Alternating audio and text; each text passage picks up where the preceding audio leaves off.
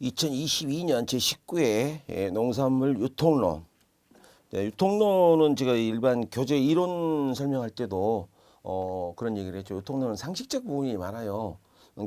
아주 조그만 경제적 지식만 좀 있다고 한다면은 풀 수 있는 문제들이 많기 때문에 그냥 공부를 했다 안 했다. 우리가 보통 그 자격증 공부를 처음 시작할 때 기출 문제가 어떻게 나오지 해서 기출 문제들 이렇게 들춰보잖아요. 아, 이런 식으로 나오는구나. 유통론을 한번 풀어보면은 뭐 신문 잘 읽고 인터넷 기사 많이 읽는 사람들 같으면은 충분히 생각해서 풀 수 있는 문제들이 거의 한 80% 되지 않나 생각을 하는데, 물론 교과서적 지식이 좀 필요한 경우도 문제들이 있죠. 유통론은 그래서 제가 볼 때는 1차 4과목 중에서 가장 무난한 과목이 아닌가 이런 생각이 듭니다. 자, 우리 교과서 첫 번째 페이지를 펴게 되면은 농산물의 그 특성에 대해서 설명이 나오죠. 뭐 부패성, 그다음에 그 농산물은 비탄력성을 가지고 있다. 그다음에 계절적 편제성을 가지고 있다. 뭐 표준화 등급화가 공산품에 비해서 어렵다. 뭐 이런 것들, 용도의 다양성이 있다. 이런 것들이 이제 우리 교재 딱 펼치자마자 농산물 특성이 나오잖아요. 거기에 대한 시험 문제가 나왔네요. 76번. 계절성도 있죠. 봄에 나오는 것, 여름에 나오는 것, 가을에 나오는 것들이 있으니까. 부패성, 농산물은 수분을 가지고 있잖아요. 70에서 90% 수분을 가지고 있습니다. 수분이 있는 것들은 다 부패를 해요. 그런데 부패하지 않는 농산물들도 있죠. 양파, 마늘 이렇게 건조를 해서 판매하는 것들 있잖아요. 이런 것들은 뭐 참깨나 곡물 같은 경우는 말리잖아요. 수분을 많이 빠뜨립니다. 그래서 장기 저장이 가능하죠. 자, 농산물 특성에서 탄력적이냐 비탄력적이냐, 뭐 너무나 쉬운 얘기죠. 농산물은 비탄력적입니다. 뭐 이것은 뭐 공부거리도 되지도 않죠. 이건 이제 공부를 했어야지만 아는 건가요? 농산물은 비탄력적이다. 비탄력성이 있는데 이게 뭐예요? 가격에 비해서 가격이 변화하더라도 수요량과 공급량이 그렇게까지 변하지 않는다는 얘기죠. 그래서 수요와 공급 모두 다 비탄력적입니다. 수요 입장에서는 어때요? 소비자들이 농산물 같은 경우는 인간 생활에 필수한 그 요소를 가지고 있죠. 필수적 성격을 가지고 있어요. 쌀을 안 먹을 수는 없죠. 채소 안 먹을 수는 없잖아요. 그래서 비싸도 먹고 싸도 먹어요. 가격에 민감하지 않죠. 공급자 입장에서도 마찬가지죠. 공급은 농산물은 파종기 때 파종을 하게 되면 수확기 때까지 생산량을 조절할 수가 없습니다.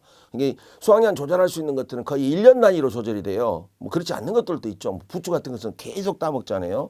그래서 1년에 뭐 3번, 3번, 4번 이렇게 생산이 되는 것들도 있긴 합니다만은 어떻게 됐든 일반적인 농산물을 얘기했을 때 수요 공급량을 조절할 수가 없죠. 그러니까 비탄력적이죠. 가격이 아무리 높아도 밤새 농사를 질 수는 없어요. 그래서 탄력적 수요 공급, 시험 문제가 이렇게 단순해요. 읽어도 문제를 읽는데 10초도 안 걸려요. 정답 쓰는데 1초도 안 걸리죠. 한 문제 푸는데 30초가 안 걸려요. 그 시간이 남죠. 공산품 대비 표준화 등급화. 우리가 이제 법령에서 표준화 등급화를 배웠죠. 농산물은 품종도 다양하고 동일 농가 생산자가 동일한 품목을 생산을 해도 그 생산되는 그곳에서도 품질들이 크기라든가 모양이라든가 무게라든가 다 다릅니다. 이게 표준화 등급화가 어렵죠. 불가능하다는 얘기는 아니에요. 가격 대비 큰 부피와 중량성을 가지고 있다. 그러니까 보관 운반하는 데 수송 비용이 많이 들죠.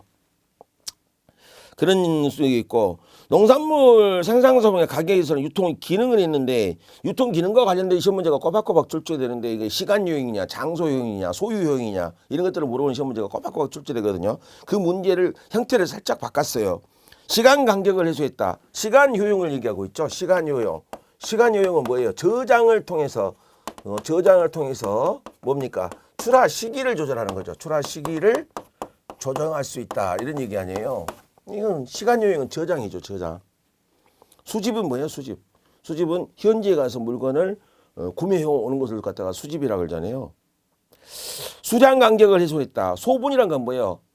분량이 이렇게 많이 쌓여져 있어요. 그러면 박스별로 이렇게 나누는 거죠. 소분하는 거죠. 품목을 나누는 걸 소분이라고 해요. 수량의 간격, 소분해서 특상 보통으로 소분한다든가 나눴다는 얘기죠. 장소 간격, 수송 분산을 했다는 얘기는 수송을 했다는 이쪽 장소에서 이쪽 장소로 옮겼다는 얘기 아니에요.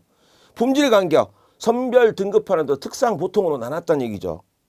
이런 시험 문제도 출제가 됐는데 정답은 너무나 쉬워요. 시간 효용 저장 이 부분이니까요.